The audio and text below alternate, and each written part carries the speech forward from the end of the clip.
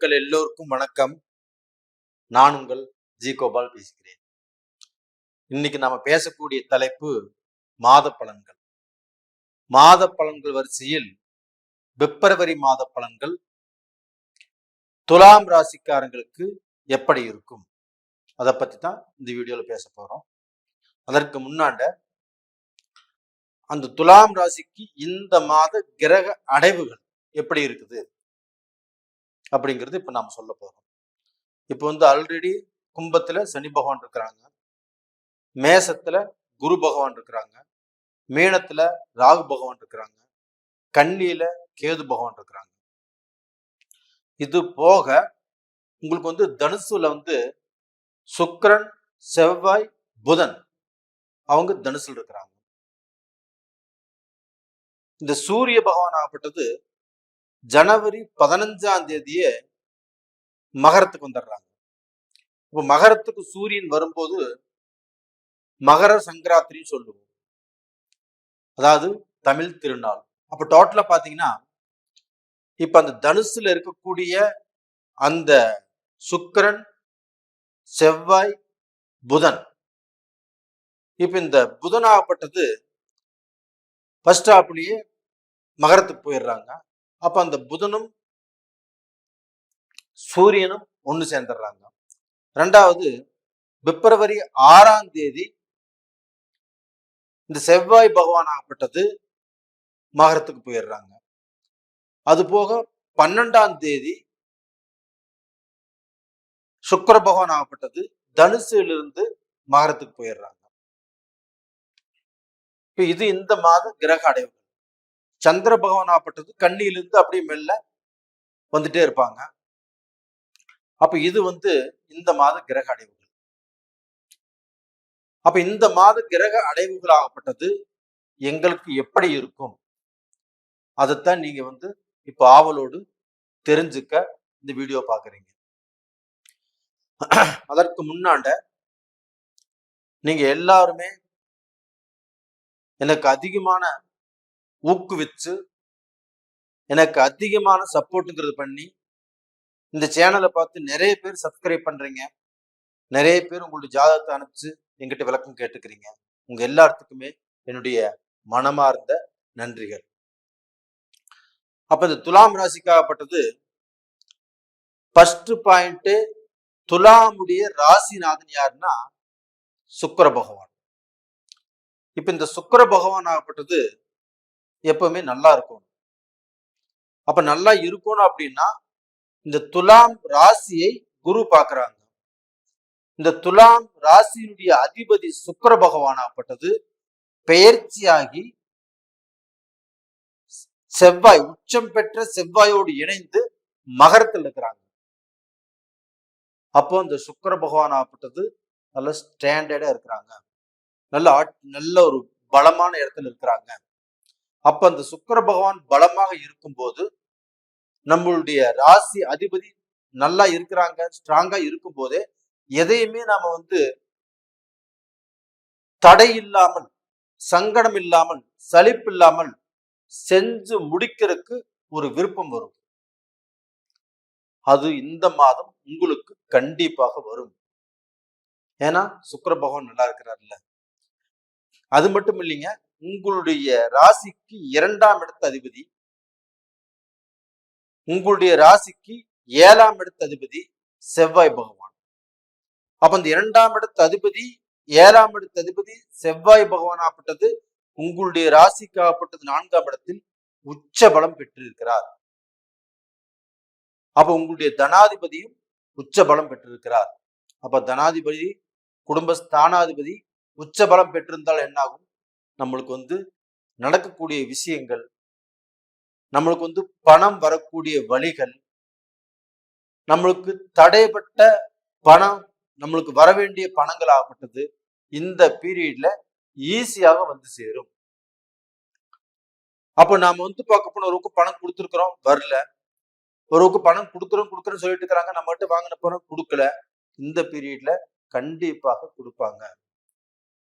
அப்ப இந்த குடும்ப ஸ்தானாதிபதி 4ஆம் இடத்துல உச்ச பலமாக இருக்கிறதுனால உங்களுக்கு பார்க்க போனா குடும்பத்தில் இருந்த சங்கடங்கள், குழப்பங்கள், பிரச்சனைகள் இது எல்லாமே ஒரு முடிவுக்கு வரும். அப்ப அந்த பிரச்சனைகள் ஆகப்பட்டது தீரும். ஒருத்தர் மேல ஒருத்தருக்கு ஆகப்பட்டது இருந்து அந்த பேட் ஒப்பீனியன் ஆகப்பட்டது கண்டிப்பாக மாறும். அப்ப நல்ல ஒப்பீனியன் வரும். அப்ப உங்களுக்குள்ள இருக்கக்கூடிய பிரச்சனைகள் ஆகப்பட்டது நீங்க தீர்த்துக்க ஆசைப்படுவீங்க. அந்த பிரச்சனைகள் தீர்ந்து நல்லபடியாக வாழ்வதற்குண்டான வாய்ப்புகள் நல்லா இருக்குது. இது மட்டும் இல்லைங்க, உங்களுக்கு பார்க்க போனா இந்த நேரத்துல நீங்க பார்க்க போனா சுபகாரியங்களை எடுத்து செய்யலாம்.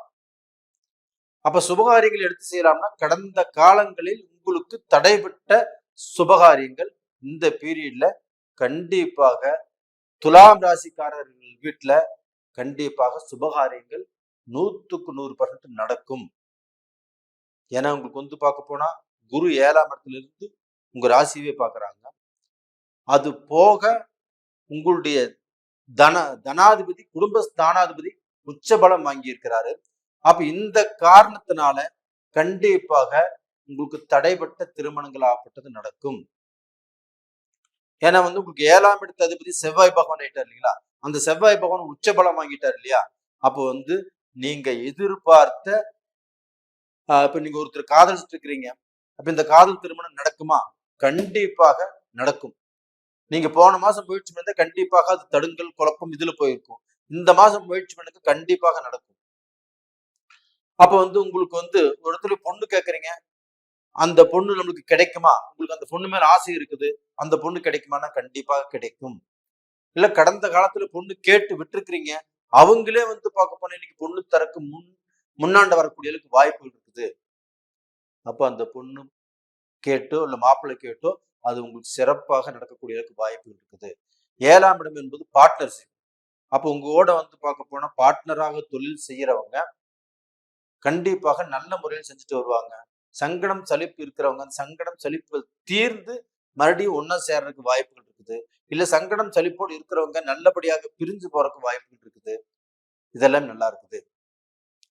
அப்ப டோட்டலா பாத்தீங்கன்னா உங்களுக்கு பார்க்க அந்த சூரியனோடு புதன் சேர்ந்து இருக்கிறதுனால அந்த புதனாகப்பட்டது உங்களுக்கு பார்க்க போனா 9ஆம் இடத்து அதிபதியும் 12ஆம் இடத்து அதிபதியும் கூட அந்த புதனாகப்பட்டது சூரியனோடு சேர்ந்திருக்கிறாங்க.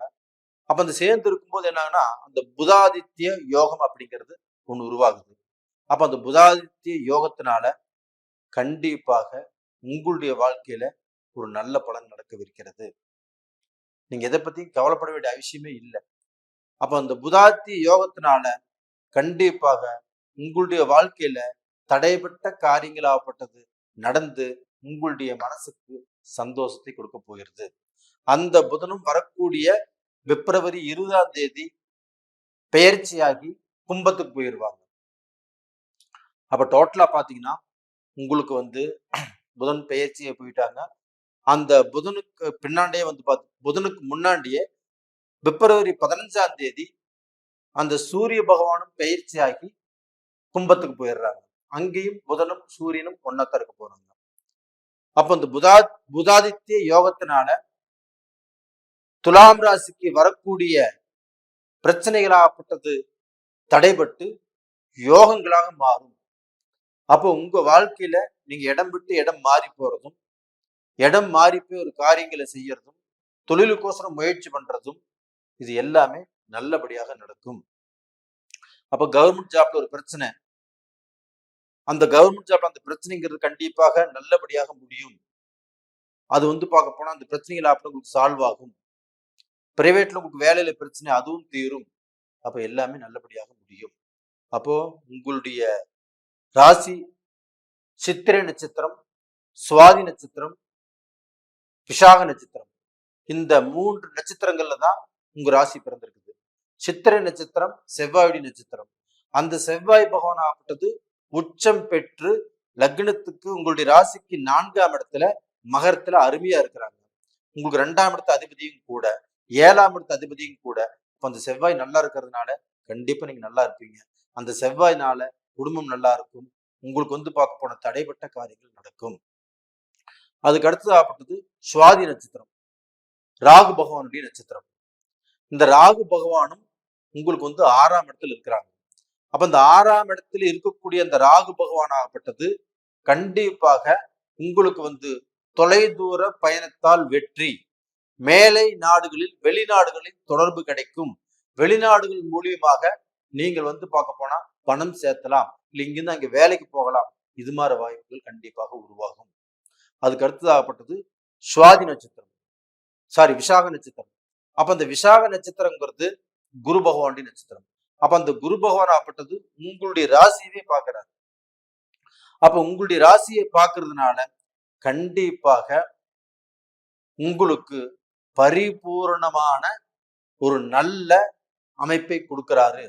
அந்த துலாம் ராசிக்கு குரு பகவான் எதிரியாக இருந்தாலும் அதனுடைய பார்வையாகப்பட்டது துலாம் ராசி மேல விழுகிறதுனால உங்களுக்கு எந்த கஷ்டங்களும் வராது, எந்த பிரச்சனைகளும் வராது, எந்த பிரச்சனைகளுக்கும் நீங்க ஆளாக மாட்டீங்க. இது போக வந்து நம்மளுக்கு வந்து ஏதாவது நோய் நொடிகள் பிணிப்படைகள் வந்துருமா அப்படின்னா துலாம் ராசியை பொறுத்த வரைக்கும் பெரிய நோயோ நொடியோ எதுவுமே வருவதற்கு வாய்ப்பு இல்லை. சின்ன சின்ன பிரச்சனைகள் ஆப்பட்டு வரும், போகும், ஒன்றும் செய்யாது. அது போக இது வந்து இப்ப வந்து 28 நாட்கள் தான் பிப்ரவரி மாசத்துல. இந்த லீப் இயர்ங்கிறதுனால 29 நாட்கள். இந்த 29 நாட்களையும் பயன்படுத்தி நீங்கள் நல்ல வாழ்க்கையை ஆரம்பித்து நல்லபடியாக இருக்க என்னுடைய ஆத்மாத்ம வேண்டுகோள். நேயர்களே, இந்த பதிவு உங்களுக்கு பிடிச்சிருக்குன்னு நினைக்கிறேன். பிடிச்சிருந்தா லைக் பண்ணுங்க, சப்ஸ்கிரைப் பண்ணுங்க, ஆல் அப்படிங்கிற பெல் பட்டனை பிரஸ் பண்ணிக்கோங்க. உங்களிடமிருந்து விடைபெறுவது உங்களின் ஜி கோபால். நன்றி, வணக்கம்.